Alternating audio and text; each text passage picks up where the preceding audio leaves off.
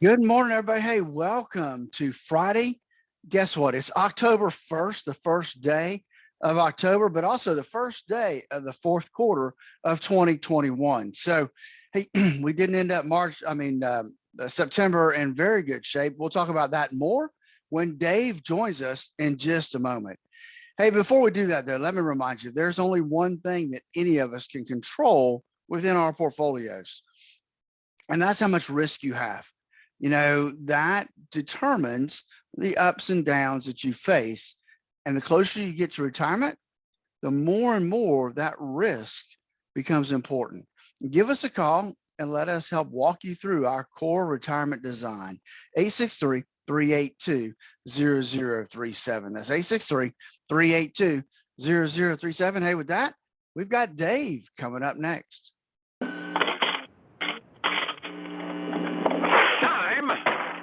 Sid, it's time to check in on your money and see what's going on Wall Street. I'm trying to riff a little bit in order to let Phillip do some of his math and see what the indexes did for this month. So let's see if we've killed enough time for him. Downtown Sebring we go, where Phillip is on the line. Good morning, sir. How are you today? Hey, good morning, Dave. Hey, welcome to the first day of the fourth quarter. Hard to believe that next thing you know, we'll be talking about Thanksgiving and Christmas.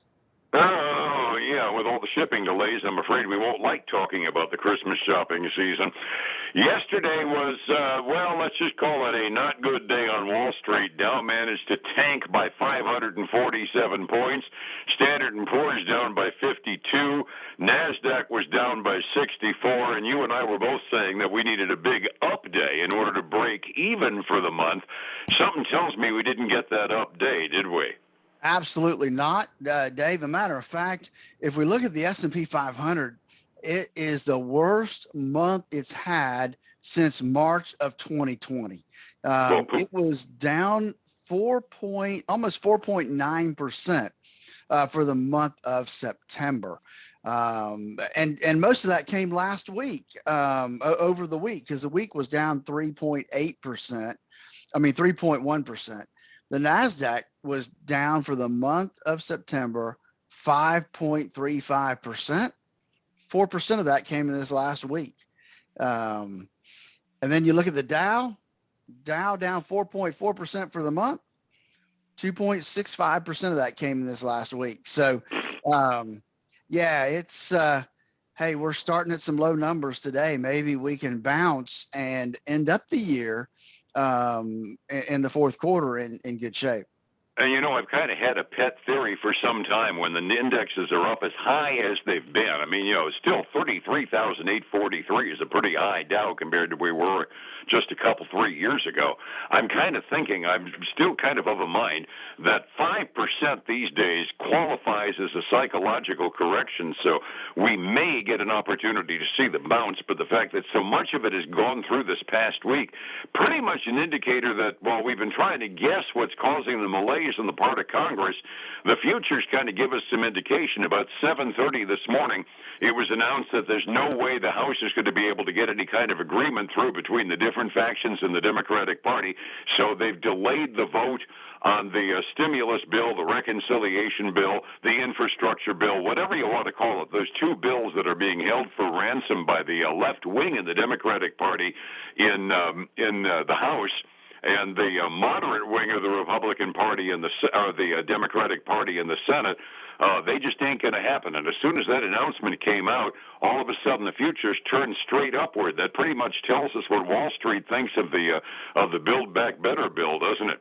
It really does. I mean, that just, because when I woke up this morning, I was looking at the Dow. I mean, Dow was down 300 points to the red. I'm thinking, oh my gosh, we're going to have another day like that. And then right before we get on the radio, I took another glance at it. It's up almost 140 points. So, I mean, that's a $440 swing in 5 hours? Yeah, the turn was actually in the last half hour before 8 a.m., and I'm timing that out to about the announcement about 7:30 this morning that they aren't going to be able to get a vote in on the House. So, like I said, you and I have been kind of trying to divine what's been driving the market, whether it's the concern over the Evergrande thing in China, whether it's inflation, or whether it's the worry about whether or not we're going to default on the federal debt. No, it just seems like they don't like fiscal policy at the moment out of Congress. Oh, that's right. And, President Biden has a lot riding on this deal. This is his whole legacy is tied up kind of in these two or three bills. And, and it just shows that, that we have some people that are standing up for some a fiscal responsibility here. And it's going to be interesting to see how it plays out. I'm sure they'll negotiate something before it's all done. I mean, I'm thinking they will because it's important to Biden to get it done in some form or fashion. Yeah, if you look at things as, the market is a public opinion poll, and it's at least the opinion poll on the investors being probably the most small d Democratic reading that you get in the bunch, they weren't overly impressed yesterday when Congress finally passed, if people haven't caught up with it, a continuing resolution that means the government is not shut down today. They managed to extend everything out through about the end of the year. And then they hit the press conference circle as if they'd just learned how to eat with utensils or something. That didn't impress the market very much. It just kept on sliding all day yesterday. But boy, when they decided they couldn't take a vote on the stimulus package, that pretty much turned things around so far. And the morning macro figures are kind of backing that up because it seems to be reinforcing it. We've got pretty much what we expected on virtually everything except for consumer spending. Personal income last month was up just about what folks expected, about 0.2%, but spending was up by 0.8% last month. We're still spending like drunken sailors, Phillip. Yeah, and I don't know if it's an accumulation of stimulus money that people were saving, or the other thing it could be, Dave, and this probably is more accurate, is people are getting that monthly child credit in their bank accounts, and that can be a family of 3 children. That's that's almost $1,000 a month extra in their bank account to spend. And so maybe I'm looking at thinking, okay, maybe they're spending it now, and that's where that spending number's coming from. That's entirely possible. All I know is that the one surprise in the thing today of any great consequence was consumer spending. Inflation certainly hasn't abated a bit. The personal consumption expenditure inflation numbers came out. Last month it was up a little more than they expected. It was expected 0.2% increase on the core number. That gets rid of stuff like gas and food, the things we can live without. It was up 0.3%. That's 3.6% per year. But then you get the total number, just the cost of living on personal consumption expenditures, annually up to 4.3% per year. That's like 2.5 times what the Federal Reserve said they had as a target for inflation. Yeah, it is. And let's face it, we're feeling it. We are feeling it in the grocery store especially. And the question really becomes, is this inflationary period being caused totally by supply chain issues? People want something, they're willing to pay more for it, and so the retailer can get more for it. So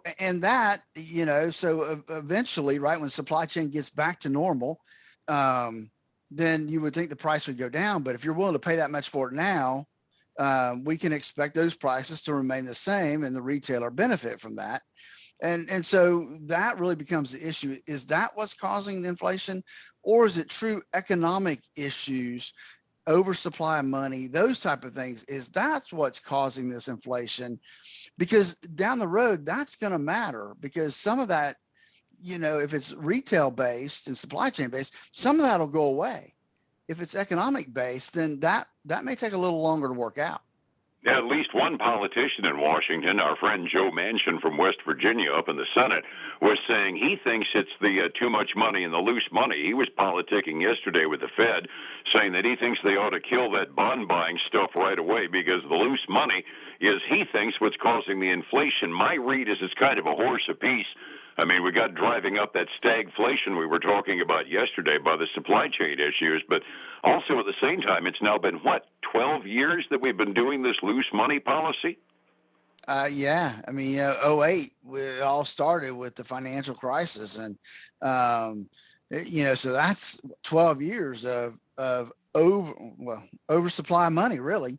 And so at some point, you got to cut that off. You got to wean off of that stuff, And Mnuchin's probably right. It's time to cut loose and let's get our fiscal and monetary policy back in control. Absolutely, and the Fed's been doing a lot of that by buying bonds right and left, which means the Federal Reserve now owns a big chunk of both our houses as well as our company debt around the country. Other things that might affect the market today, especially given the concern that we've got in consumer behavior, University of Michigan Consumer Sentiment Report gets released at 10 a.m. Normally, that's one of the things you raise your eyebrow on and go forward. But last month when it came out, you were on vacation, Phillip, but it's always been one of those eyebrow raise and go forward numbers. Last month when it came out, and it was a disappointment, stock market just absolutely reacted negatively to it, and we had an absolute tanking for a day after it came out. So these sidebar reports that we're getting these days that normally are nothing burgers, all of a sudden they loom an awful lot larger when we've got a hinky economy and questions out there. Yeah, it really does. And the other number that's coming out at 10 o'clock, I think is probably vitally important, is going to be the August construction spending number. That comes out at 10. And then this is a number that we don't talk about much at all. And that's the 5-year expected inflation rate. The final expectation is supposed to come out at 10 o'clock as well. And that one will be interesting to me because that's the economist thinking, okay, they're projecting out. What do they think the 5-year inflation rate is going to be? Right now, they expect it to be about, or the last time they did a reading, it was 2.9%. So it'd be interesting to see what that 5-year number looks like now. And that comes out at 10 o'clock as well. So a lot of stuff coming out at 10 o'clock that could be impactful to the markets. And it could be good news, could be bad news, depending upon how it goes out. One bit of good news that did come out earlier this morning, that the Evergrande bonds that defaulted as of this morning, there's a whole bunch of distressed debt buyers that are picking them up like chiclets because they're assuming that China's not going to allow a big real estate failure to happen, so they're betting on a pretty much dead real estate company being able to pull itself out of the grave with a little help from an authoritarian government. And that might end up being an insulation from that disaster over in China becoming something that could be contagious across the ocean. So I'm counting that as relatively good news. That would be good news, and anything that's going to help that situation over there is going to be good news. Maybe not good for the government over there, but hey, good for the economy. And that's probably the best of both worlds. If it hurts the government but helps the economy, well, hey, that's kind of a win-win, isn't it? Yeah, in China, yeah. Any reports? I know we got earnings season formally beginning about the middle of the month. Any stragglers out there with company news to share with us? No, not really, but I want to share this with you because this caught my eye this morning. Merck. They have come out with an experimental COVID-19 pill that cuts the risk of death and hospitalization by 50% in their late stage study that they've done. And they're actually getting ready to file for emergency authorization, being able to use that pill. Yeah, that news came out earlier this morning. I was teasing the news coming up at 7 a.m. I said, you don't want the jab? Hey, you can take a pill now.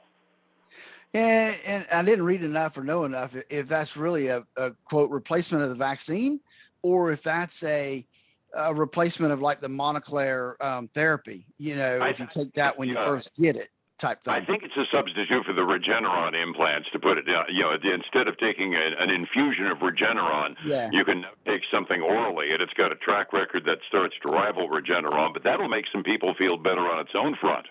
Yeah, it really will. So that's given Merck a big jump this morning.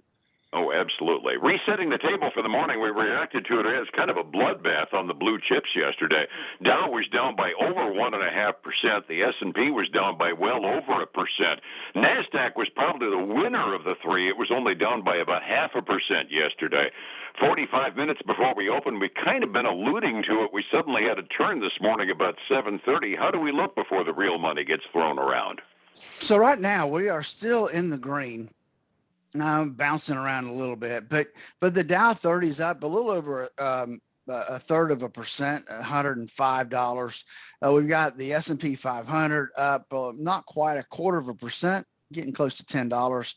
NASDAQ's up about 1/10%. So big winner is Well, they're all about the same except for the NASDAQ right now. VIX is falling, down about 1.7% this morning.